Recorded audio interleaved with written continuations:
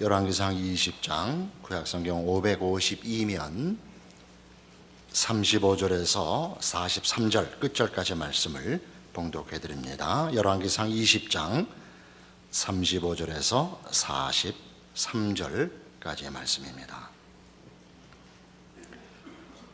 선지자의 무리 중 한 사람이 여호와의 말씀을 그의 친구에게 이르되 너는 나를 치라 하였더니 그 사람이 치기를 싫어하는지라.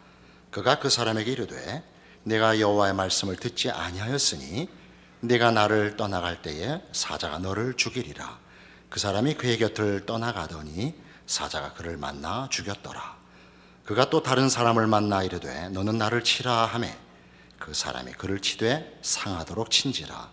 선지자가 가서 수건으로 자기의 눈을 가리어 변장하고 길가에서 왕을 기다리다가 왕이 지나갈 때에 그가 소리질러 왕을 불러 이르되 종이 전장 가운데에 나갔더니 한 사람이 돌이켜 어떤 사람을 끌고 내게로 와서 말하기를 이 사람을 지키라. 만일 그를 잃어버리면 내 생명으로 그의 생명을 대신하거나 그렇지 아니하면 내가 은 한 달란트를 내어야 하리라 하였거늘 종이 이리저리 이를 볼 동안에 그가 없어졌나이다. 이스라엘 왕이 그에게 이르되 내가 스스로 결정하였으니 그대로 당하여야 하리라. 그가 급히 자기의 눈을 가린 수건을 벗으니 이스라엘 왕이 그는 선지자 중에 한 사람인 줄을 알아본지라. 그가 왕께 아뢰되 여호와의 말씀이 내게 멸하기로 작정한 사람을 내 손으로 놓았은즉 내 목숨은 그의 목숨을 대신하고 내 백성은 그의 백성을 대신하리라 하셨나이다. 이스라엘 왕이 근심하고 답답하여 그의 왕궁으로 돌아가려고 사마리아에 이르니라. 오늘의 내용은 북왕조 이스라엘과 아람 사이의 두 번의 전쟁을 배경으로 하고 있습니다. 아람이 훨씬 군사력이 우세한데도 불구하고 하나님의 도우심으로 두 번의 전투를 다 이스라엘이 이겼습니다. 두 번째 전투에서는 특히 크게 승리하여 베나닷을 사로잡았는데 아합 왕이 그를 놓아줌으로써 성경은 이 문제를 심각한 문제로 받아들이고 있다라고 지적하여 오늘의 본문의 중요성을 일깨우고 있습니다. 아합은 이 앞에 하여튼 하나님과 반대편에 서 있고 엘리야를 죽이려고 하는 차원에서 분명히 정상적인 신앙인이 아닌 것은 분명한데도 불구하고 이 20장에 등장하는 아합은 굉장히 영웅적으로 이제 묘사됩니다. 위기에 지혜롭게 대처하고 거룩한 전쟁으로 인식하고 또 패배한 적에게 대하여 관용도 베푸는 등 여러 면에서 이만하면 정치적 지도자로서 실력 있고 훌륭해 보입니다. 그러나 성경은 네가 42절에 보는 바와 같이 그가 왕께 이르되 여호와의 말씀이 내가 멸하기로 작정한 사람을 네 손으로 놓았은즉 네 목숨은 그의 목숨을 대신하고 네 백성은 그의 백성을 대신하리라. 그래서 엄청난 결과를 불러일으킨 실수를 했다라고 성경이 지적하고 있습니다. 이 말씀대로 과연 북왕조 이스라엘은 이제 나중에 멸망하고 그 나라가 망하는 것입니다. 그렇다면 이 전쟁과 그 전쟁의 처리에서 그 벤하닷이라는 아람 왕을 살려준 게 그렇게 큰 문제냐? 우리가 이제 오늘 그 문제를 진지하게 살펴보겠습니다만 우선적으로 너는 벤하닷을 죽였어야 한다. 그 얘기죠. 성경은 하나님을 대적하는 자를 꼭 죽여라 이렇게 좀 잔혹하게 얘기하는 것인가? 그것보다 이제 더 크게 이스라엘과 지금 아람의 전쟁은 중간중간에 그 내용이 나오듯이 벤하닷은 이 전쟁을 이상하게 여호와의 이름을 들먹여서 이스라엘이 믿는 하나님과 자기네가 믿는 신 사이에 종교적인 성격을 끌어들입니다. 그래서 하나님께서도 하나님의 살아계심을 분명히 하는 전쟁으로 이 전쟁에 개입하십니다. 그러니까 아합 왕은 전쟁과 정치라는 문제로서 이 전쟁을 이해하는 것보다 더 큰 책임으로서 하나님이 이 전쟁에 개입하여 이스라엘을 편들고 있다는 것을 분명하게 선포하고 증거했어야만 한다, 그런 뜻입니다. 우리는 이 말이 어렵습니다. 왜 어려우냐면 우리는 지금 관용의 사회에 살고 있습니다. 다원주의 속에 있고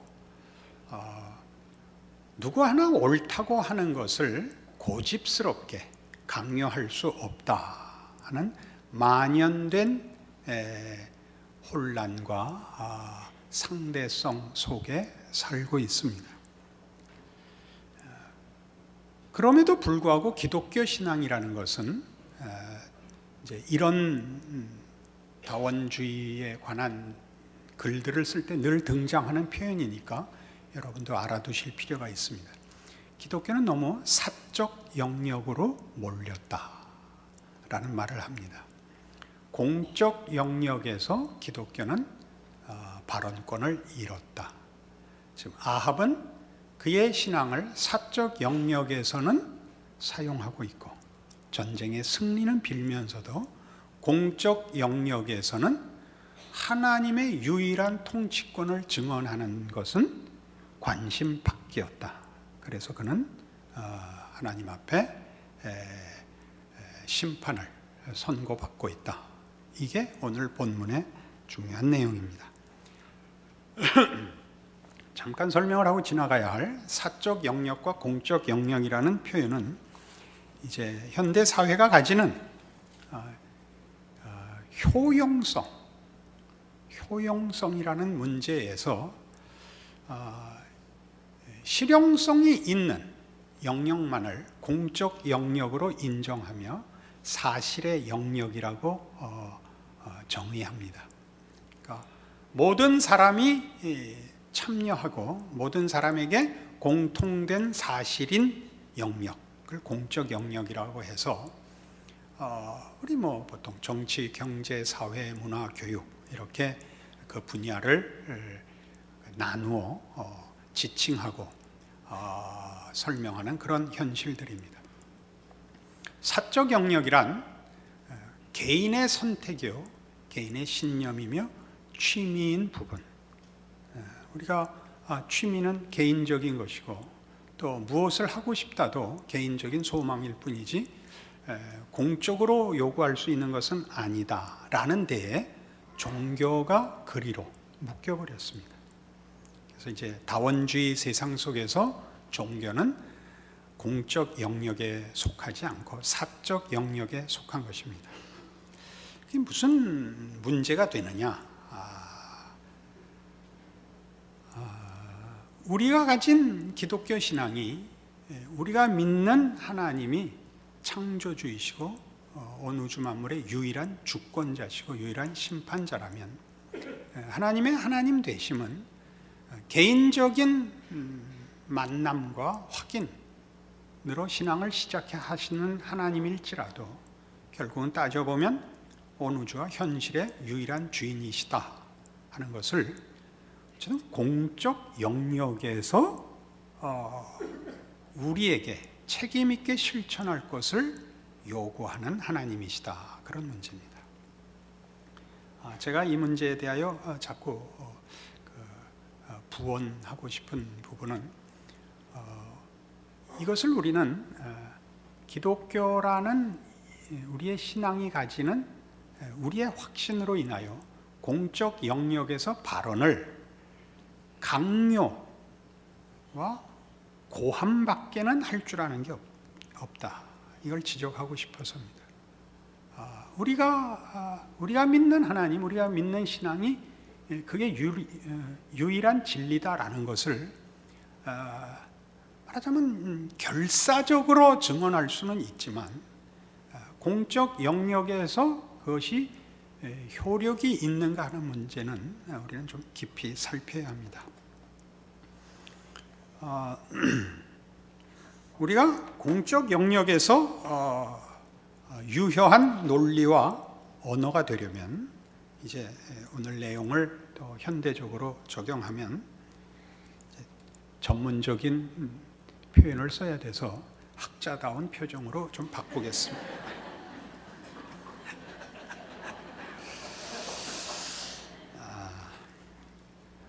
우리의 싸움이 공적 영역에서 유효한 논리와 증거가 되려면 도덕성을 가져야 합니다.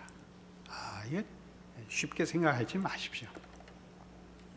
도덕성을 가진다는 건 다만 우리가 예수를 믿기 때문에 다른 사람들보다 정직하다, 성실하다 그런 문제가 아닙니다. 도덕이란 일반 사회에도 존재하며 그 가치를 인정받습니다. 이제 도덕에 대한 정의는 이렇게 되어 있습니다. 도덕은 공존을 위한 사회적 질서와 규범. 서양에서의 도덕에 대한 정의고, 동양에서 도덕에 대한 정의는 인간이 지켜야 할 마땅한 행동 기준, 이렇게 사전적 정의가 되어 있습니다. 그런데 이 도덕이 세상에서는, 그러니까 지금 얘기한 대로 인간된 책임이며 인간이 가지는 자존심일 것입니다. 그러나 기독교 신앙에서 도덕이 공적 영역에서 우리의 발언과 증언에 힘을 쓸 수 있는 방법이다라고 소개되는 것은, 기독교 신앙에서 도덕이라는 말은 하나님의 통치에 순종하는 신앙이 공적 영역에서는 도덕으로 나타날 것입니다. 그러니까 세상 사람들이 도덕을 공존을 위한 규범으로 도덕을 요구하는 데 대하여 우리는 하나님의 권위에 순종하는 자로서 도덕성이 실천이 되는 것입니다. 이 두 차이를 이해하셔야 됩니다. 예수를 믿으면 도덕성을 가져야 되는 것은 세상 사람들이 인간을 구별하는 인간의 인본주의적 자존심에 근거한다면, 또는 현실을 살아가기 위한 공존의 규범으로서 요구하는 데 대하여 기독교 신앙의 도덕 같은 실천의 모습으로 나타날지라도 근본 원리가 다른 것입니다. 우리는 절대 권위에 순종하는 것이기 때문에, 하나님의 거룩하심 때문에 신자의 신앙은 도덕성으로 표출될 수밖에 없습니다. 아합이 벤하닷을 살려준 것은 그래서 사실은 당시에 국제 정치적 이유가 있습니다. 당시 보다 큰 적은 아람보다 아수르 제국입니다. 그러니까 아수르 제국이 그 제국을 넓혀가고 있기 때문에, 다른 말하자면 아수르 제국과 상대적으로 비교해서 약소한 국가들은 서로 동맹하여 자기네 나라를 살리기 위하여 그 아수르와 연합하여 대적할 수밖에 없고, 그래서 벤하닷을 죽여 아람을 없애는 것이 국제 정치의 세력 균형에 도움이 되지 않는다고 판단했을 것입니다. 그럼에도 불구하고 하나님의 통치의 윤리를 실천했어야 되는 아합이 그 문제보다 현실적인 이해관계에 의하여 자신의 삶을 하나님의 도우심을 받는 백성이 하나님이 어떤 분인가를 나타내야 되는 것보다 이해관계로 자신의 삶을 선택하자.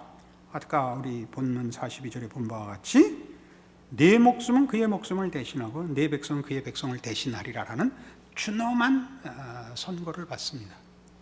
그러니까 이거는 상벌에 관하여 얘기해서 이 도덕성을 실천하자는 얘기를 하자는 게 아닙니다. 우리가 서두에도 자꾸 제가 걱정을 했다시피, 우리의 기독교 신앙은 개인적 차원에서 하나님과의 관계와 확신에 넘쳐남을 공적 영역에서는 고함 지르는 것과 원색성으로 밖에는 못한다고 했습니다. 그리고 대부분 긴 싸움을 못합니다.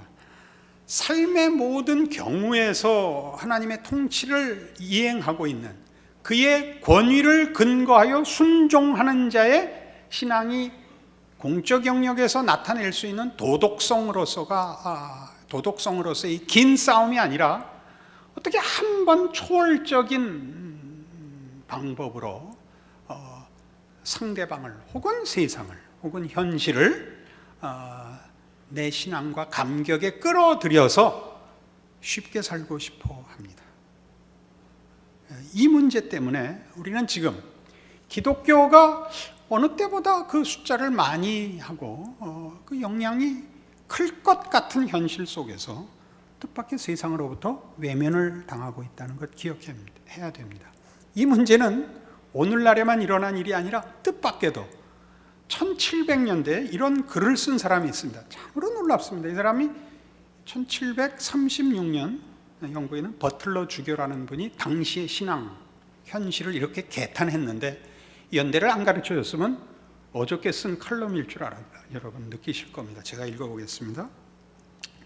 많은 사람들이 기독교에 대해서 알고 싶어 하지 않을 뿐 아니라 급기야 이를 허구로 여기고 있다.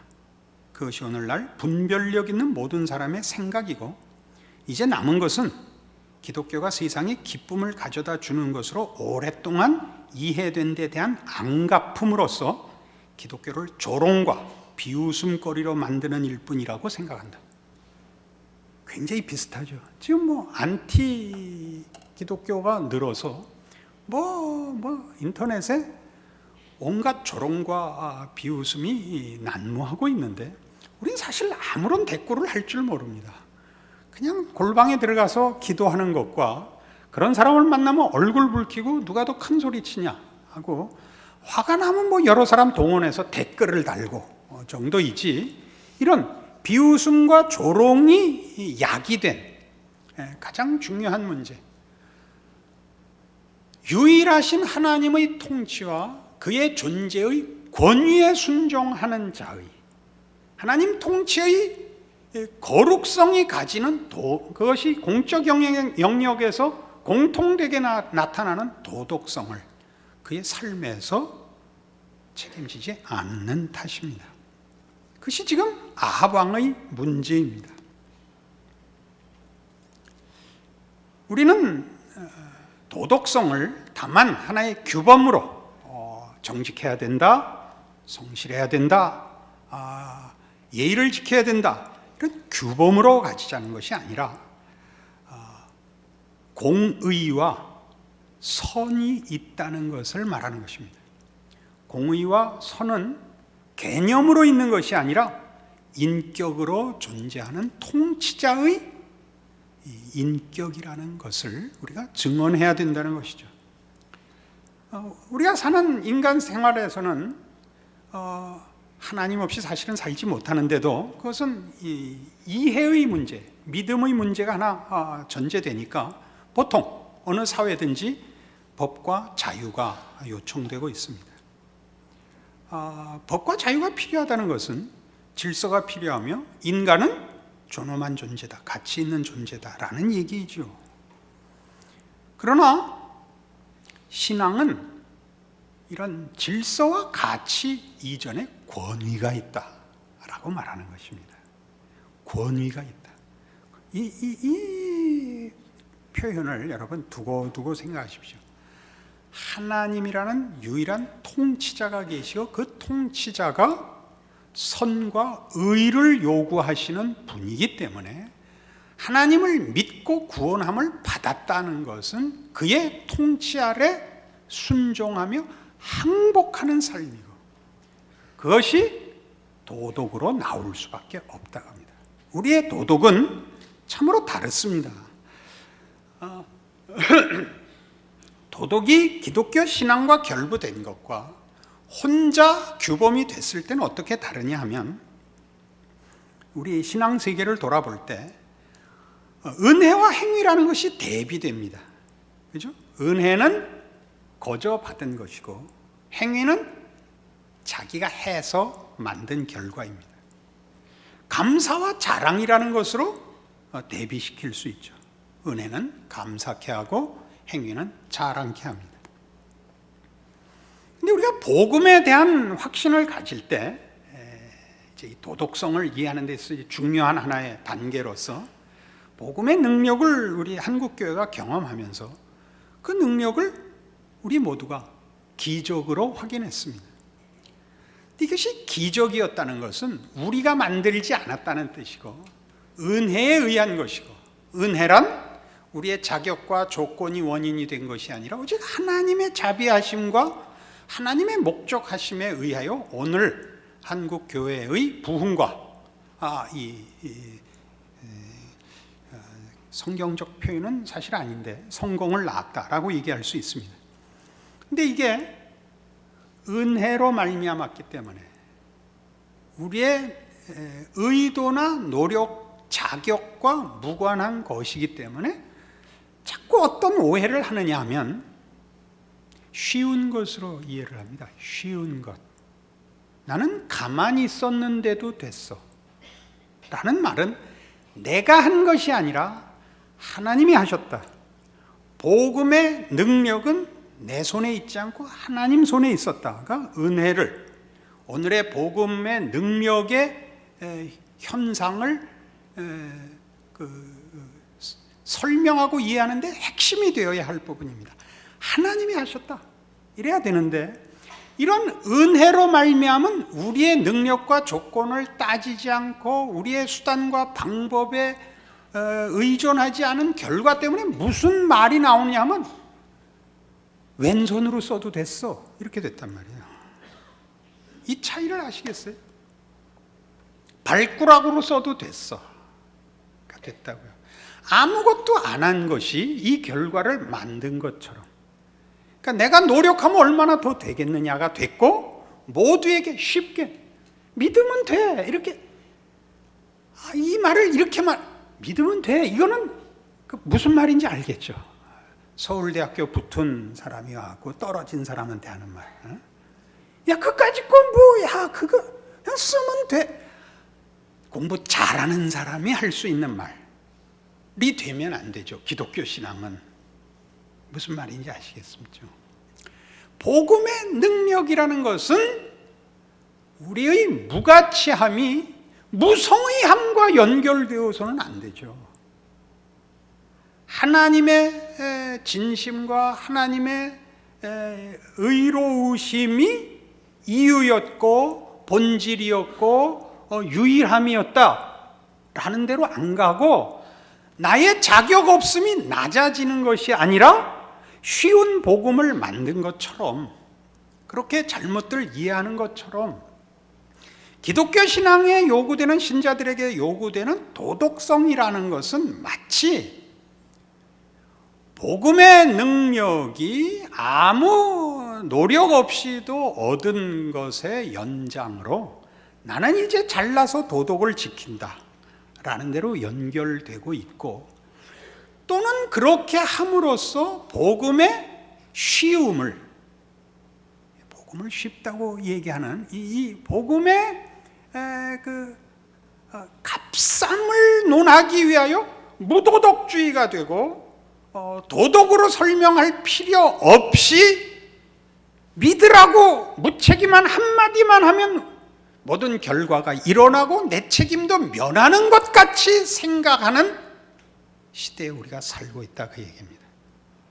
그것은 아합의 실패며 어느 시대나 그랬던 것 같이 성도들이 말려 들어가는 제일 큰 오해와 무책임한 일 중에 하나다 이겁니다.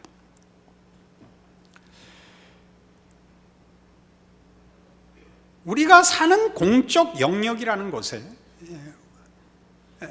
실용성 이외에, 현실성 이외에 아무것도 허락지 않고 있습니다.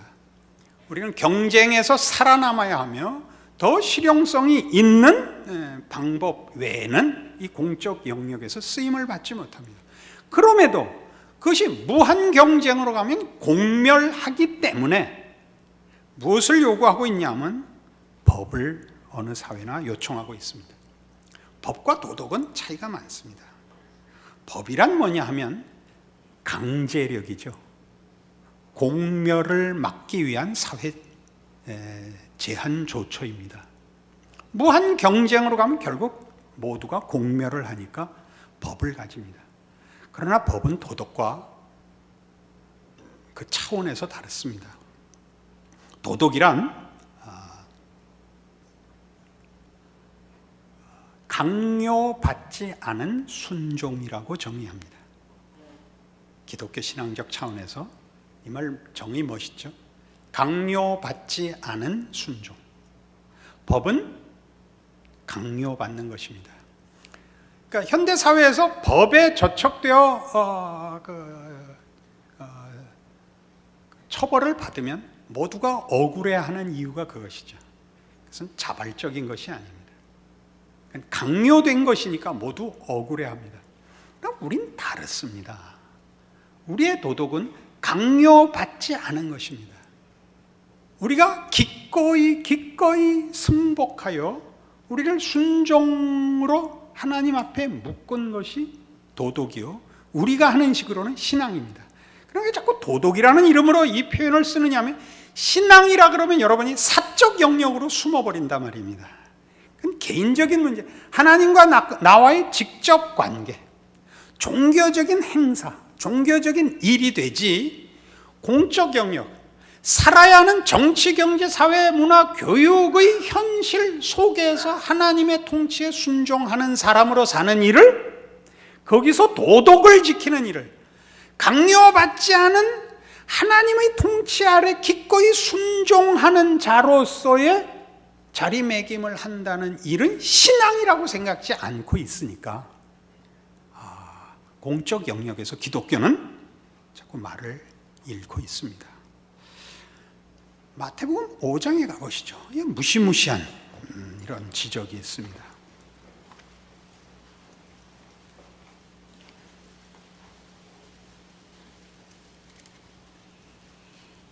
마태복음 5장 43절입니다.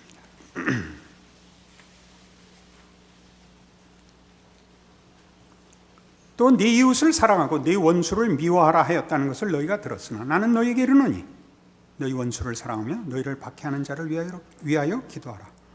이같이 한즉 하늘에 계신 너희 아버지의 아들이 되리니 이는 하나님이 그 해를 악인과 선인에게 비추시며 비를 의로운 자와 불의한 자에게 내려주심이라. 기독교 신앙 혹은 지금 공적 영역에서 쓰는 표현으로 도덕, 기독교 신앙의 도덕성은 뭐냐? 사랑이죠. 세상에서의 도덕성은 자기의입니다. 자존심입니다. 기독교 신앙은 사랑입니다. 상대방을 위한 것입니다. 자신을 위한 것이 아닙니다. 이 도덕이 자기 증명이 아니고 상대방을 위한 섬김이고 희생입니다. 원수를 사랑하랍니다. 왜 그렇게 하랍니까? 이같이 한즉 하늘에 계신 너희 아버지의 아들이 되리니입니다. 기독교 신앙은 주술도 주문도 아닙니다. 내가 원하는 것을 얻어내기 위한 초월적인 마술이 아니고 하나님을 아는 것이고 하나님이 누군지를 알기 때문에 기꺼이 그의 통치에 자신을 맡기는 것입니다. 왜냐하면 그의 통치가 우리의 기대와 소원과 상상보다 비교할 수 없이 높고 크기 때문에 기꺼이 그렇게 합니다. 기꺼이. 그렇죠. 우리가 만들어내는 유토피아와 하나님이 허락하시는 천국과 비교가 되지 않고 우리가 가지는 인격성과 도덕과 이상이 하나님의 성품과 비교할 수 없기 때문에 그렇습니다. 이것이 기독교 신앙입니다. 그래서 이렇게 이어집니다. 너희가 너희를 사랑하는 자를 사랑하면 무슨 상이 있으리요? 세리도 이같이 아니하느냐? 또 너희가 너희 형제에게만 무난하면 남보다 더하는 것이 무엇이냐? 이방인들도 이같이 아니하느냐?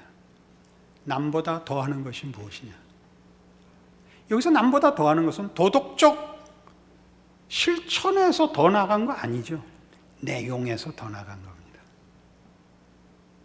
기독교 신앙인이 이걸 못하고 있죠. 늘 얘기하지만 신우회를 만들죠. 신우회 만든 거 잘못했다는 게 아닙니다. 지들끼리 모여야 얘기가 통하고 가치가 전달이 되고 공적 영역에서는 하나님의 통치 아래에 있는 자와 오직 법을 지키는 자 사이의 구별이 드러나는 다른 방법이 없는, 종교라는 색깔을 칠해야만 드러나고 삶으로는 표현을 할 줄 모르는, 이것이 오늘 우리 시대에 시급한 성도들에게 요청되는 책임입니다. 그리고 그가 하는 신앙 고백이 현실에서 책임 있게 증거되어야 할 여러분의 인생인 것으로 기억해야 합니다. 그래서 우리는 우리의 일상을, 우리의 삶의 모든 경우를 도덕성을 가지고 지켜야 합니다. 신앙적 도덕성, 사랑으로 지켜야 합니다. 우리는 지금 이 기록이 결국은 망하여 적국의 포로가 된 이스라엘 백성들에게 쓴 돌아보는 이스라엘 역사라는 걸 잊지 않아야 됩니다. 그들은 지금 적국에 잡혀 있고 선민이라는 특권, 이스라엘이라는 이름이 가지는 그 독특한 어떤 가치가 아무 힘을 쓸 수 없는 형편에 있습니다. 하나님을 모르며 우상을 섬기는 나라에 포로로 와 있는데 도대체 이런 상황에서 뭘 하란 말인가?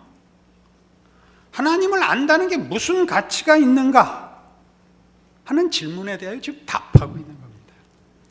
하나님의 자녀가 되고 하나님의 백성이라는 것은 보이는 정치 군사적 우위, 현실적 보상, 그 증거와 본질이 있는 것이 아니라 하나님의 통치를 아는 자의 주어진 상황에서의 순종이 있을 뿐이다.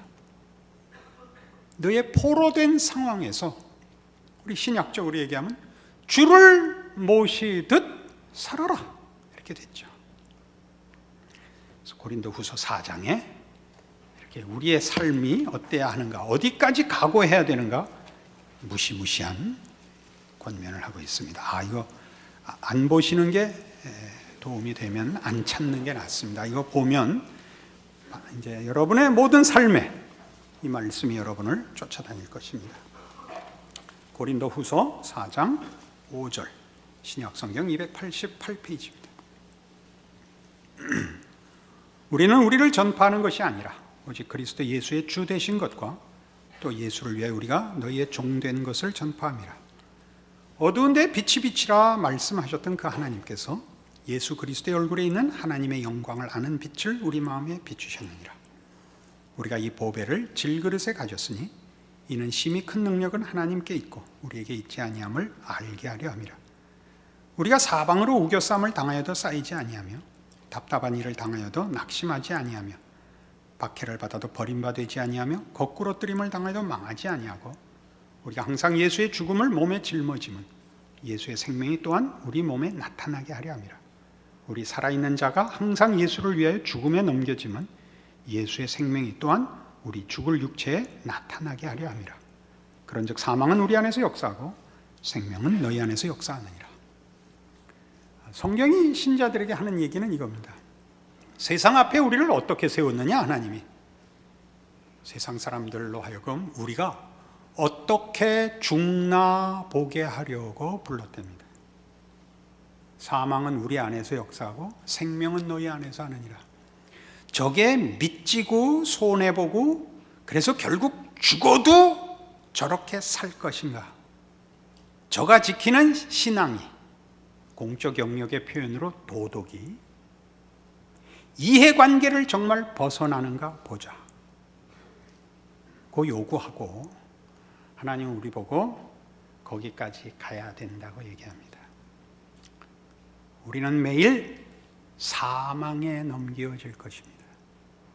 그러나 우리는 이 세상도, 이 세상에서의 보상도, 방법도 우리의 신앙의 근거가 아닌 것을 보이기 위하여 기꺼이 죽을 것입니다. 죽음으로, 용서하십시오, 악을 쓰는 것이 아니라 순하게 죽을 것입니다. 내가 비명도 지르지 않고 곱게 죽으리라. 그것도 피아니시모로 표현하는 악이죠. 그죠? 악을 쓰는 것이 아니라 다 뒤집어 쓰리라. 털 깎는 자 앞에 잠잠한 양같이. 예수 그리스도의 죽음입니다. 우리에게 요청되는 신자의 현실적 책임입니다. 저는 여러분이 기도하여 현실적 보상을 받는 데 대하여 시비 걸려고 하지 않습니다. 그러나 그 모든 것은 궁극적으로 일이 여러분을 끌고 갈 것입니다. 세상을 준다 해도 하나님과는 바꾸지 않겠다. 온 우주와 역사의 영웅이 된다고 해도 하나님의 종이 되는 것과 바꾸지 않겠다. 이것이 기독교 신앙입니다. 강요할 수 없습니다. 여러분이 얼마든지 거부하십시오. 여러분이 선택한 하나님이 아니라 하나님이 부른 여러분이기 때문에 여러분은 하나님 안에서 여러분의 순종을 약속하기까지는 다른 데서 답을 찾을 수 없는 사람들입니다. 그러니 그 많이 배우신 지혜를 동원하여 좋게 말할 때 순종하시고 예수 믿는 위대한 인생을 사는 여러분이 되시기를 바랍니다. 기도하십시다. 하나님 아버지 은혜를 감사합니다. 하나님의 자녀가 된다는 것은 위대한 것입니다. 하나님의 위대하심에 묶인 자이기 때문입니다. 그 인생을 삶의 어떤 경우, 상태, 조건 속에서도 드러내는 자 되게 하여 주시옵소서. 지키는 자 되게 하여 주옵소서. 그래야 우리의 만족은 하나님께만 있고 세상은 우리를 어찌할 수 없다는 것을 증거하게 하여 주시옵소서. 지금은 우리 주 예수 그리스도의 은혜와 하나님 아버지의 극진하신 사랑과 성령님의 교통하심이 하늘 하나님을 아버지라 부르는 자의 인생과 존재를 신앙으로 확인하고 순종을 약속하고 돌아가는 심령들 위해 영원토록 함께 있을지어다. 아멘.